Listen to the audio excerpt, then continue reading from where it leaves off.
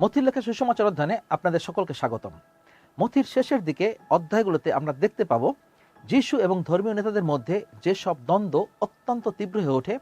ফরিসি এবং সুদ্দুকিরা যিশুকে ফাঁদে ফেলার জন্য ভুল কথা বলে দুর্নাম করার চেষ্টা করে। যখন এই আক্রমণগুলি বারবার তাদের দিকেই ফিরে আসে, তখন ধর্মীয় নেতারা আরও বেশি আক্রমণাত্মক কৌশলে তাদের এই পরিকল্পনা ত্যাগ করা ছাড়া আর কোনো উপায় থাকে না, যা যিশুর গ্রেপ্তার এবং ক্রুশবিদ্ধ হওয়ার দিকে ধাবিত করে। এখন আসুন সুসমাচারের দিকে ফিরে যাই এবং দেখি কিভাবে এই ঘটনাগুলো ঘটে। মথি 22:17 পদে আমরা যিশুর উপর প্রথম আক্রমণ দেখতে পাই। ফরিসিরা তাকে কৌশল করে প্রশ্ন করে, তাকে ফাঁদে ফেলার চেষ্টা করে, কৈশোরকে কর দেওয়া বৈধ কিনা। মথি 22:18-21 পদে বর্ণিত আছে, তাদের মন্দ উদ্দেশ্য বুঝতে পেরে যিশু বললেন, ভণ্ডেরা, কেন আমাকে পরীক্ষা করছো? যে টাকা তোমরা এই কর হিসেবে দেবে তার একটা মুদ্রা আমাকে দেখাও। তারা একটা দিনার যিশুর কাছে আনলো। তখন যিশু তাদের বললেন, এর উপরে এই ছবি ও নাম কার? তারা বলল, রোমীয় সম্রাটের। যিশু তাদের বললেন, তবে যা সম্রাটের তা সম্রাটকে দাও, আর যা ঈশ্বরের তা ঈশ্বরকে দাও। এখন কৈশোরের ছবি ওই দিনারে মুদ্রাঙ্কিত থাকায় যদি মুদ্রাটি তার নিজের করে তোলে, তাহলে আলোচনার যুক্তি অনুসারে ঈশ্বরের কি রয়েছে, তাকে কি দিতে হবে? প্রশ্ন হলো, ঈশ্বরের প্রতিমূর্তি দিয়ে কি মুদ্রাঙ্কিত করা হয়েছে যা একে তার করে তোলে? উত্তর, আপনি। স্বর্ণ কৈশোরকে দেয়া যেতে পারে, কিন্তু আপনি ঈশ্বরের। আপনি ঈশ্বরের জন্য ঈশ্বরের দ্বারা তৈরি, তার নিজের প্রতিমূর্তিতে গঠিত। যিশু একটি সুন্দর সত্য তাদের কৌশল করে প্রশ্নের উত্তর দেন। শুধু তাই নয়, তিনি তাদের উল্টো প্রশ্ন করেন, তাদের ভণ্ডামি প্রকাশ করেন। আপনি দেখতে পাবেন যে যতবারই ধর্মীয় নেতারা যিশুকে আক্রমণ করার চেষ্টা করে, তারা ক্ষতিগ্রস্তই হয়।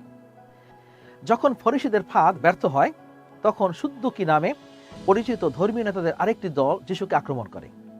এই সুদ্দুকিরা 2 বিবরণ 25:5-10 পদ থেকে পুনরুত্থান সম্পর্কিত একটি অযৌক্তিক যুক্তি নিয়ে এসে যিশুকে ফাঁদে ফেলতে চায়। এই অনুচ্ছেদটি বলে যে একজন স্ত্রীলোক যদি এক পুরুষের সাথে বিয়ে হয় এবং সেই পুরুষ যদি সন্তান ছাড়াই মারা যান, তবে মহিলাটি তার ভাইয়ের বিয়ের মাধ্যমে তাকে মুক্ত করতে পারবে। এটি নিঃশংস বিষয় যে কোনো দেশে মহিলাদের জন্য এমন ধরনের কোনো নিয়ম থাকে। সুদ্দুকিরা এমন একটি পরিস্থিতির প্রস্তাব দেয় যেখানে সন্তানহীন 7 ভাই পালাক্রমে একই মহিলাকে বিয়ে করে। অতঃপর তারা জিজ্ঞাসা করে, পুনরুত্থানের দিন কে তাকে স্ত্রী হিসেবে পাবে? মথি 22:29-32 পদে আমরা যিশুর উত্তর পাই, আপনারা ভুল করছেন, কারণ আপনারা শাস্ত্রও জানেন না, ঈশ্বরের শক্তির বিষয়েও জানেন না। মৃতেরা জীবিত হয়ে উঠবার পরে বিয়ে করে না, এবং তাদের বিয়ে দেওয়া দরকারও হয় না। তারা স্বর্গদূতদের মতো হবে। মৃতদের জীবিত হয়ে উঠবার বিষয় ঈশ্বর যে কথা আপনাদের বলেছেন, সেই কথা কি আপনাদের শাস্ত্রে পড়েননি? তাতে লেখা আছে, আমি অব্রাহামের ঈশ্বর, ইসহাকের ঈশ্বর এবং যাকবের ঈশ্বর। কিন্তু ঈশ্বর তো মৃতদের ঈশ্বর নন, তিনি জীবিতদেরই ঈশ্বর। আপনারা দেখুন, যিশু কেবল তাদের প্রশ্নের উত্তর দেন না, তিনি তাদের সমস্যার মূলে প্রবেশ করেন। তারা অতি প্রকৃতিকে বিশ্বাস করে না। তারপর তিনি ঈশ্বর এবং শাস্ত্র উভয় সম্পর্কে তাদের অজ্ঞতা প্রদর্শন করে তাদের প্রশ্ন তাদেরকেই ফিরিয়ে দেন। সদ্দুকিরা ব্যবস্থা পুস্তকের ব্যাপারে তাদের ব্যাপক জ্ঞানের উপর গর্ব করে বলে, যিশুর কথাগুলো আমাদেরকে দংশন করে। যখন সদ্দুকিরা কোনো পাল্টা জবাব খুঁজে পায় না, তখন পুরাতন নিয়মের একজন আইন বিশেষজ্ঞ এগিয়ে আসেন। মথি 22:36 পদে জিজ্ঞাসা করেন, গুরু, মোশির আইন কানুন সবচেয়ে বড় আদেশের মধ্যে কোনটি? যিশু মথি 22:37-40 পদ অনুসারে উত্তর দেন। যিশু তাকে বলেন, সবচেয়ে বড় এবং সবচেয়ে দরকারি আদেশ হলো, তোমরা প্রত্যেকে তোমাদের সমস্ত অন্তর, সমস্ত প্রাণ ও সমস্ত মন দিয়ে তোমাদের ঈশ্বরকে ভালোবাসবে। তারপরের দরকারি আদেশটা প্রথমটারই মতো, তোমার প্রতিবেশীকে নিজের মতো ভালোবাসবে। মসির সমস্ত ব্যবস্থা, আইন কানুন ও নবীদের সমস্ত শিক্ষা এই দুটিতেই নির্ভর করে আছে। এই দুটি আদেশ যিশু আমাদের একই রকম কিছু শিক্ষা দেন। উপরের দিকে তাকান এবং ঈশ্বরকে ভালোবাসুন। তারপর চারপাশে তাকান এবং অন্যদেরকে ভালোবাসুন।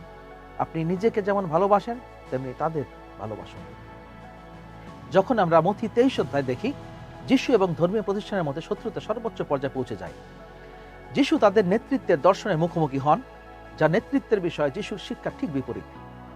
তারা সম্মানজনক উপাধি এবং বিশেষ আচরণ পছন্দ করে এবং তারা নিজেদেরকে অন্য সবার চেয়ে শ্রেষ্ঠ মনে করে। যিশু তার অনুসারীদেরকে ঈশ্বর এবং মানুষের সামনে নম্রভাবে জীবনযাপন করার আদেশ দেন। যিশু তাদের ভণ্ডামি এবং মিথ্যা শিক্ষার জন্য শিক্ষাগুরু এবং ফরিসীদের তিরস্কার করেন। তারা মানুষকে ঈশ্বর রাজ্যে না এনে বরং তা থেকে দূরে রাখে। তারা ঈশ্বরের জন্য নয়, নিজেদের জন্য শিষ্য বানায় এবং এই শিষ্যরা তাদের চেয়েও আরও মন্দ হয়।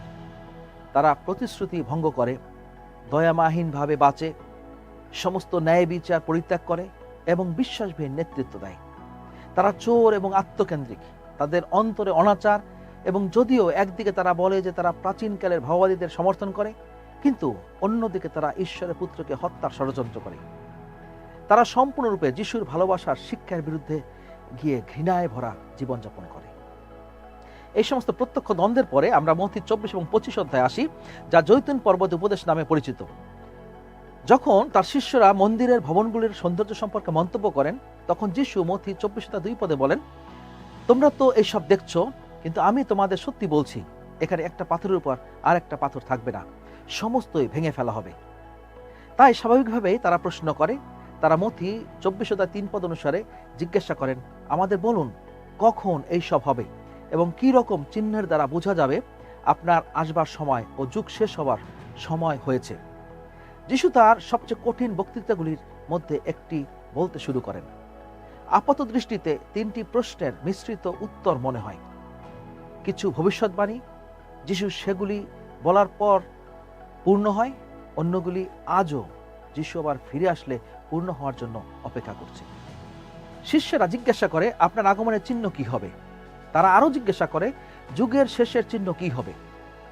আমরা জানি যে এই সময় তারা যিশুর সমস্ত কাজ সম্পর্কে বুঝতে পারে না। তারা অবশ্যই মৃত্যু, পুনরুত্থান এবং স্বর্গারোহণ এবং খ্রিস্টের দ্বিতীয় আগমন সম্পর্কে তখনও কিছু জানতেন না। তবুও যিশু তাদের একটি কঠিন উত্তর দেন এবং তাদের বলেন, অবশ্যই এই উত্তরের ভেতর দিয়ে তাদের বেড়ে উঠতে হবে। তিনি যুদ্ধ, দুর্ভিক্ষ, ভূমিকম্প, ধর্মত্যাগ, কঠিন হৃদয়, সারা বিশ্বে প্রচারিত সুসমাচার এবং মহা দুঃখভোগের ভবিষ্যৎবাণী করেন। মথি 25 অধ্যায়ে যিশু আমাদের 3টি দৃষ্টান্ত দিয়েছেন, যা তার পুনরাগমনের সাথে থাকা কিছু ঘটনা ব্যাখ্যা করার জন্য বোঝানো হয়েছে। 10 জন কুমারীর দৃষ্টান্ত, তালন্তের দৃষ্টান্ত এবং মেষ ও ছাগলের দৃষ্টান্ত। প্রথম দৃষ্টান্তটি একটি ঐতিহ্যবাহী ঘটনাকে চিত্রিত করে, যা একটি যিহুদীদের বিবাহের আগে ঘটে। 10 জন কুমারী বিয়ের কনের সাথে অনির্দিষ্ট সময় বরের আগমনের জন্য অপেক্ষা করছে। যখন তিনি আসবেন, তখন তাদের তার সাথে অর্থাৎ যিশুর সাথে যেতে হবে। এটা প্রভু যিশুর ফিরে আসাকে প্রতিনিধিত্ব করে। এই দৃষ্টান্তে বর আসতে দেরি হয় এবং তাদের ওখানে অন্ধকার নেমে আসে। তাদের মধ্যে মাত্র 5 জনের যাত্রার জন্য প্রদীপ জ্বালাতে যথেষ্ট পরিমাণ তেল আনার ব্যাপারে বেশ বুদ্ধিমত্তি ছিল। বাকি 5 জন যখন বর এসে উপস্থিত হয়, বোকার মতো কেবল তখনই প্রয়োজনের কথা চিন্তা করে। মাঝরাতে বাড়তি তেলের ব্যবস্থা করতে তাদেরকে ছুটতে হয় বাইরে, এবং যখন তারা কিছু জোগাড় করে ফিরে আসে, তখন অনেক দেরি হয়ে যায়। তারা বরের সাথে মিলিত হতে পারে না এবং অনুষ্ঠান থেকে পুরোপুরি বাদ পড়ে যায়। গল্পের বরের মতো যিশু ঈশ্বরের রাজ্যের উত্তরাধিকারী হতে হবে। তিনি নিজে কিছু কালের জন্য পিতার কাছে চলে যাবেন। যারা তার আগমনের জন্য প্রস্তুত, তারা নিজেদেরকে রাজ্যের বাইরে দেখতে পাবে। তার ফিরে আসার পর খ্রিস্ট প্রতিটি খালি প্রদীপের বিচার করবেন। তিনি জিজ্ঞাসা করবেন, তুমি কি আমার জন্য অপেক্ষা করছিলে? তুমি কি প্রস্তুত ছিলে? এরপর তালন্তের দৃষ্টান্তে আসি। তিনি দীর্ঘ অনুপস্থিতির পরে আবার ফিরে আসার বিষয়ে আরেকটি গল্প বলেন। এই দৃষ্টান্তে একজন রাজা দীর্ঘ ভ্রমণে যান এবং 3 জন কাজের লোকের কাছে অর্থের ব্যাগ রেখে যান।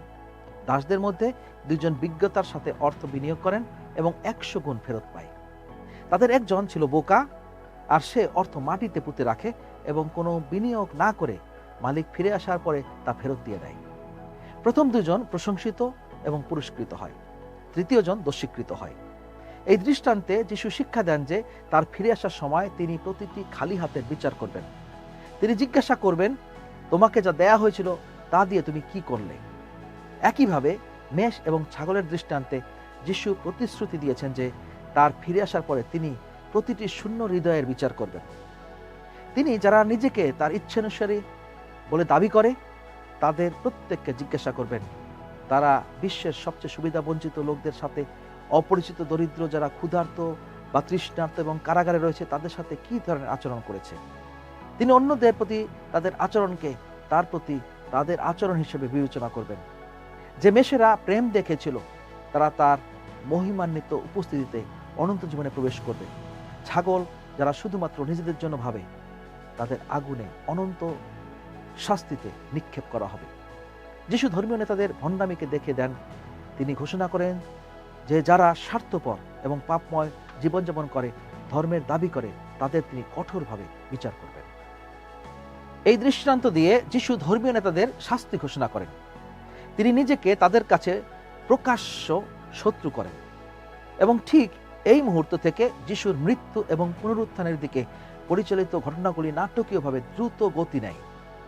তার মৃত্যুর সময় যত ঘনিয়ে আসে, একজন ধার্মিক ব্যক্তি কিভাবে এই ধরনের তীব্র নির্যাতনের মুখোমুখি হন যিশু তা প্রদর্শন করেন। যিশু এই ঘটনাগুলির জন্য এতটাই উদ্বিগ্ন হয়েছেন যে তার শরীর থেকে রক্তের ফোঁটা ঘামের মতো বের হয়।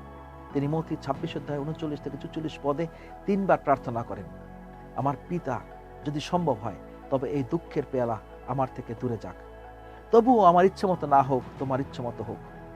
আপনি কি কখনো এমন প্রার্থনা করেছেন?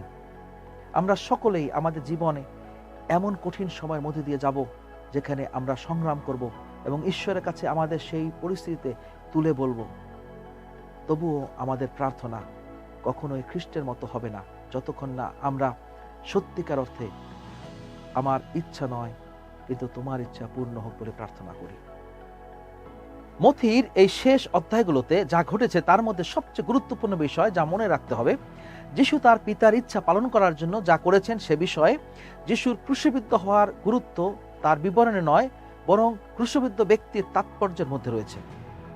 যিশুর মৃত্যু অন্য কোনো মৃত্যুর মতো নয়, এটি একটি অনন্য ঘটনা। এটি ইতিহাসের একমাত্র সত্যিকারের ধার্মিক ব্যক্তির মৃত্যু। তবে এর মধ্যে দিয়েই এই ঘটনার পরিসমাপ্তি ঘটে না। যিশুর পুনরুত্থান সবকিছু পরিবর্তন করে দেয়। ঈশ্বরের সমস্ত প্রতিশ্রুতি পুনরুত্থিত যীশু খ্রিস্টের মধ্যেই বাস্তবায়িত হয়। আমাদের জন্য যীশু খ্রিস্টের পুনরুত্থান একটি বিশ্বাসের বিবৃতি। যদিও শেষ পর্যন্ত যিশুর পুনরুত্থানের ঐতিহাসিক প্রমাণ খুবই মহান ও গুরুত্ব বহন করে। আমরা এমন কিছু বিশ্বাস করি যা আমরা দেখিনি। শিষ্যদের জন্য পুনরুত্থিত খ্রিস্ট হলো বাস্তব রূপান্তরকারী সাক্ষাৎ যা বাইবেলের সমস্ত প্রতিশ্রুতিকে সত্য প্রমাণ করে। তিনি মঙ্গলময়, তিনি সত্য, তিনি আশা, তিনি জীবনের বাস্তব প্রমাণ। যিশুকে তার সমস্ত পুনরুত্থিত মহিমায় দেখার পরে তাদের বিশ্বাসের প্রয়োজন নেই। তারা জানতো আর লুকিয়ে রাখার কিছু নেই, আর কোনো সন্দেহও নেই, আর কোনো কিছুর ভয়ও নেই। মানুষ বা পশু, দিয়াবল বা প্রকৃতির হুমকি তাদের ভয় দেখাতে পারেনি। যিশুর মৃত্যুর মধ্যে দিয়ে শিষ্যদের জন্য সত্যি মৃত্যু পরাজিত হয়েছিল। যিশুর মৃত্যুর মধ্যে দিয়ে গিয়েছিলেন এবং একটি মহিমান্বিত অমর দেহে ফিরে এসেছিলেন। তিনি তাদের হৃদয় ও মনে যিশুর জন্যই ঈশ্বরের সমস্ত প্রতিশ্রুতি সত্য ছিল তা সন্দেহাতীতভাবে প্রতিষ্ঠিত করেছিলেন। এজন্যই যিশুর মৃত্যু এবং পুনরুত্থান হলো খ্রিস্টীয় সুসমাচারের সবচেয়ে প্রয়োজনীয় দুটি সত্য। যিশু যখন তার পরিকল্পনা শেষ করেন তখন তিনি স্বর্গে তার পিতার কাছে ফিরে যাওয়ার জন্য প্রস্তুত হন। যাওয়ার আগে তিনি তার শিষ্যদেরকে ঈশ্বরের কাজ চালিয়ে যাওয়ার নির্দেশ দেন। আমরা মথি 28:18-20 পদে দেখতে পাই, যাকে আমরা মহান আদেশ বলি, যেখানে যিশু বলেন, স্বর্গের ও পৃথিবীর সমস্ত ক্ষমতা আমাকে দেওয়া হয়েছে, এই জন্য তোমরা গিয়ে সমস্ত জাতির লোকদেরকে আমার শিষ্য করো, পিতা, পুত্র ও পবিত্র আত্মার নামে তাদের বাপ্তিস্ম দাও। আমি তোমাদের যে সব আদেশ দিয়েছি তা পালন করতে তাদের শিক্ষা দাও। দেখো, যুগের শেষ পর্যন্ত সব সময় আমি তোমাদের সঙ্গে সঙ্গে আছি। যখন আমরা মহান আদেশ মনোযোগ সহকারে অধ্যয়ন করি তখন আমরা আবিষ্কার করি যে এতে শুধুমাত্র একটি আদেশ আছে, কিন্তু 3টি ধাপ রয়েছে। আদেশটি হলো শিষ্য তৈরি করো, পদক্ষেপগুলি হলো তাদের জয় করো, তাদের বাপ্তায়িত করো এবং তাদের ঈশ্বরের আদেশ পালন করতে শিক্ষা দাও। সকল শিষ্য যারা নিজেরাও শিষ্য তৈরি করে তাদের শিষ্য ডাকা হয়। আপনাকে এবং আমাকেও এতে অন্তর্ভুক্ত করে। পরিশেষে নিজেকে জিজ্ঞাসা করুন, আপনি কি এই ধরনের শিষ্য? যিশু যখন বিচার করতে ফিরে আসবেন তখন এই প্রশ্নটি তিনি আপনাকে করবেন। আপনি তাকে কিভাবে উত্তর দেবেন? যদি আপনার উত্তর না হয় তাহলে প্রার্থনা করুন এবং ঈশ্বরকে বলুন যেন তিনি আপনাকে শিষ্য তৈরি করার জন্য, শিষ্য হওয়ার জন্য প্রশিক্ষণ দেন এবং আপনাকে রূপান্তরিত করে তার দেখানো পথে চলতে আপনাকে সাহায্য করেন।